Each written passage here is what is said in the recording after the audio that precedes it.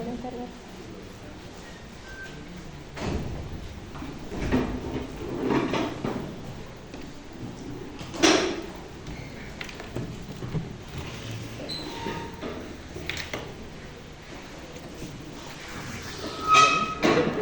se acá? ¿Sí? Bueno, decía que ya habíamos terminado con la parte del cuello. ¿Sí? La vez pasada mencionamos que en el cuello encontrábamos dos triángulos. ¿Ok?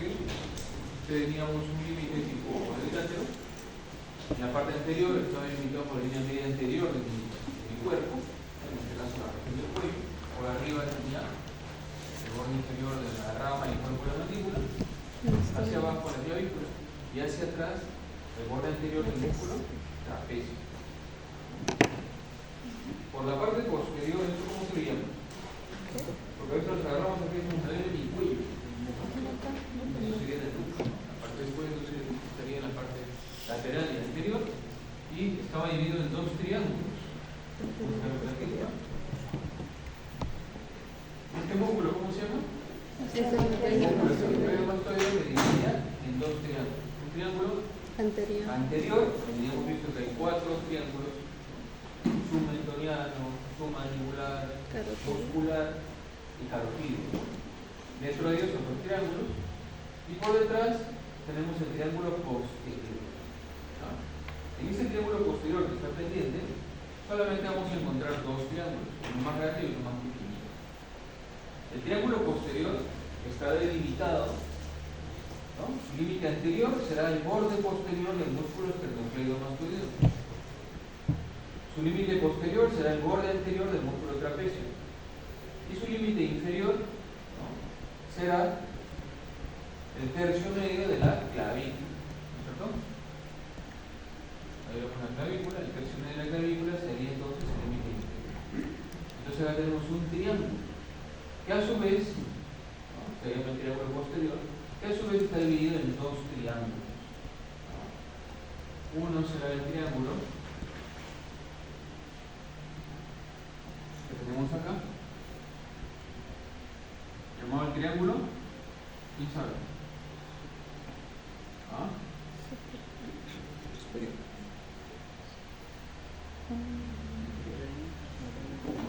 Acá arriba tenemos el triángulo. Comienza con oxi y termina con pital. Occipital. Triángulo occipital. Y hacia abajo otro triángulo más pequeño llamado supraclavicular. Está encima de la clavícula. El triángulo supraclavicular. Entonces, estos triángulos pertenecen al triángulo posterior. Vamos a comenzar hablando por uno. No olviden, no me acuerdo si ustedes mencioné, que el músculo esternocleidomastoideo me da un pequeño triangulito redondito que no pertenece al triángulo posterior, pero acá tenemos un pequeño triángulo llamado el triángulo de Cediloc. ¿Qué? Cediloc. Cediloc, creo.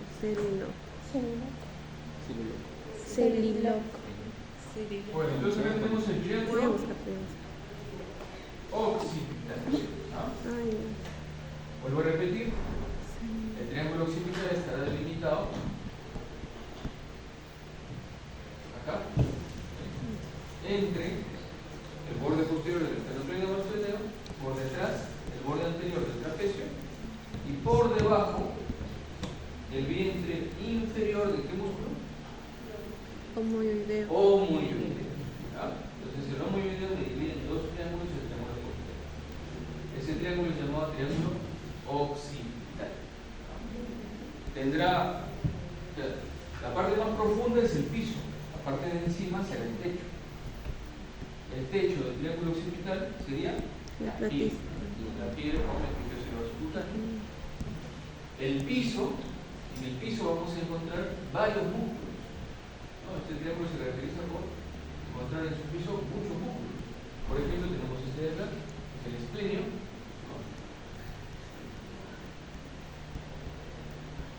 Tenemos acá el músculo esplenio de la cabeza, ahorita el doctor Willy va a explicar en la región de la nuca, es un músculo de la nuca. Acá se puede apreciar el músculo esplenio de la cabeza. Debajo, el músculo elevador de la escápula, ahí está. Y Y tenemos estos músculos que son llamados los escalenos. Escaleno posterior, escaleno medio y el escaleno anterior. Todos ellos forman el piso del triángulo occipital. ¿Cuál será el contenido? Bueno, el triángulo occipital. Tomar su nombre también, porque por acá vemos emerge esta arteria, ¿no? ¿Cómo se llamaría esta arteria? Obviamente, occipital. ¿Rama de quién? Carótida De la externa. carótida externa. ¿No? Arteria occipital, rama de la carótida externa. ¿No? Vamos a encontrar también nervios, como por ejemplo este de acá, onceavo par craneal, llamado como Espinosa. o accesorio. El nervio accesorio o espino es el onceavo par craneal que va a inervar al trapecio y al esternocleidomastoideo. También vamos a encontrar el tronco superior del plexo braquial. Vamos a encontrar que superficialmente va a cruzar la vena yugular externa, ¿no? Una pequeña parte, con realidad más se va hacia el triángulo supraclavicular. Y volviendo a los nervios, vamos a poder identificar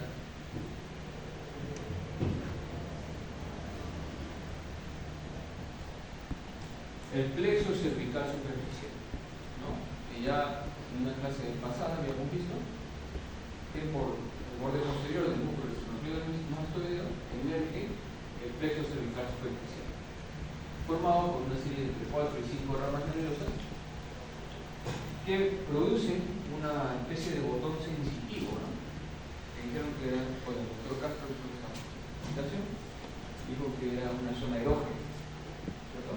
Muy sensitiva acá en el borde posterior del músculo esternocleidomastoideo, conocido como el punto de Hertz, ¿no? La zona se llama el punto de Hertz, es bastante excitable por la misma percepción sensitiva. Este plexo cervical superficial me da una serie de ramas que podemos observar por acá. Recuerden que el plexo cervical superficial viene de ramas de C2, C3, C4. El nervio C2 me va a dar una ramita que sube por acá atrás. ¿Qué se llama el nervio? Occipital. ¿Qué más? Menor, muy bien.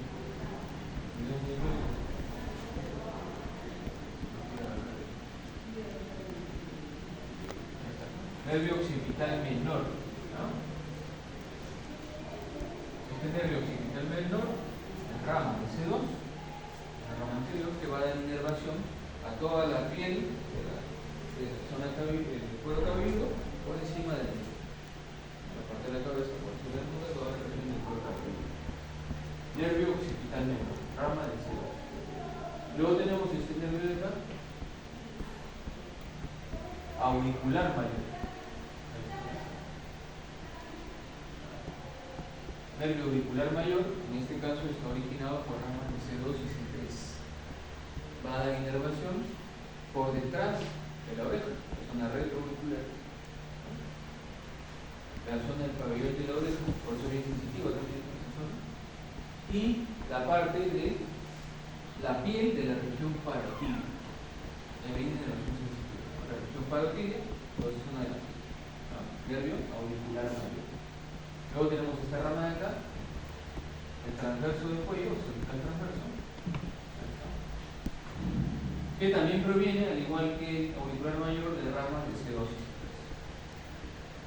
No da la inervación sensitiva de toda la región del triángulo anterior, ¿no? Y ahí por delante del músculo esternocleidomastoideo. Toda la zona de la piel, recuerden que estos son sensitivos. Y luego tenemos dos ramas. Algunos autores lo dividen, la verdad, en la práctica lo hemos encontrado dividido. En este caso, los otros autores lo unen, ¿no? Como una sola rama supraclavicular, ¿no? El nervio supraclavicular, de donde saldría en este caso las ramas supraacromiales. También lo podemos encontrar separado como supraclavicular y supraacromial. ¿no? Depende cómo esté saliendo, digamos, ¿no? En este caso, por ejemplo, en el supraclavicular y ahí está saliendo las ramas supraacromiales. Estas ramas supracromiales provienen de C3 y C4. Van a dar inervación del cuello y obviamente por encima de la clavícula y la parte posterior. Todos estos nervios, vuelvo a repetir, son sensitivos. Dentro de este triángulo también podemos notar un ramo motor que también proviene del plexo braquial, que es el nervio frénico. El nervio frénico es un nervio que va a dar inervación a, bueno, muy importante el músculo de la respiración, pero también da otra inervación también a través del corazón y pulmón. Este nervio frénico se origina de C3, C4 y C5, principalmente C4. ¿Por qué decimos principalmente C4? Porque a veces podría ser solamente C3 y C4, a veces podemos encontrar solamente C4 y C5, pero siempre está C4. Por eso normalmente se menciona C3, C4 y C5. Nervio frénico. Entonces, todo eso es contenido del triángulo occipital. Triángulo occipital. Luego, tenemos otro triángulo. Acá abajo, vuelvo a repetir, este es el triángulo occipital, ¿no?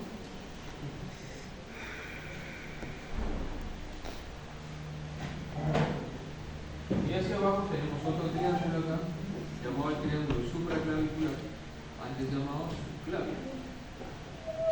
¿Cuáles serán los límites? Por arriba, el vientre inferior del músculo omohyoideo. Por delante, borde posterior del esternocleido mastoideo.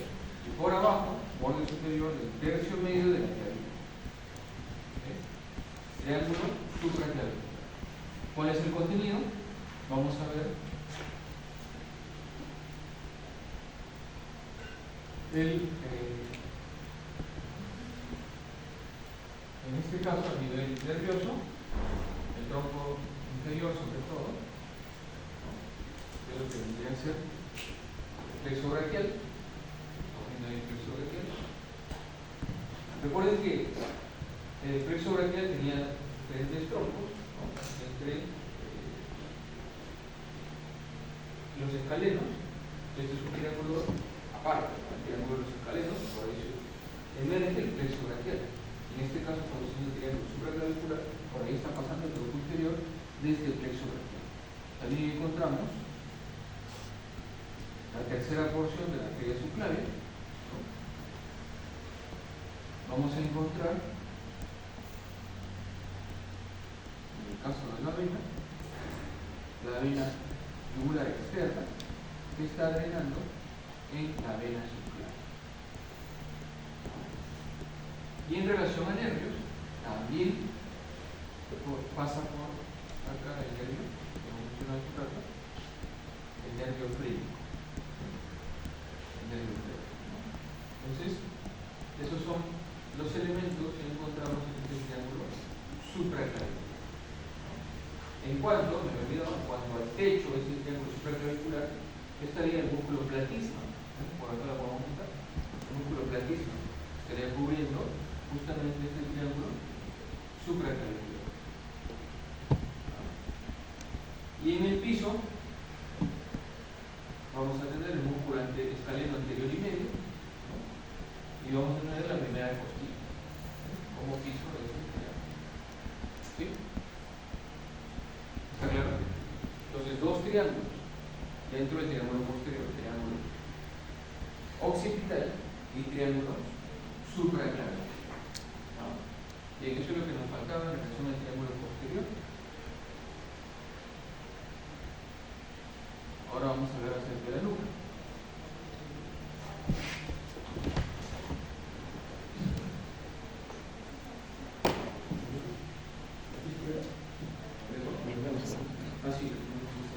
Gracias. Gracias.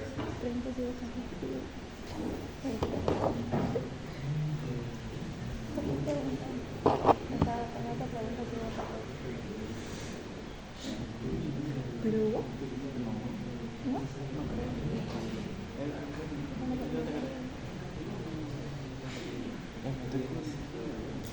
Bien. Vamos a continuar entonces. ¿Sí? Entonces, para ir resumiendo las cosas que hemos ido diciendo, el cuello tiene dos grandes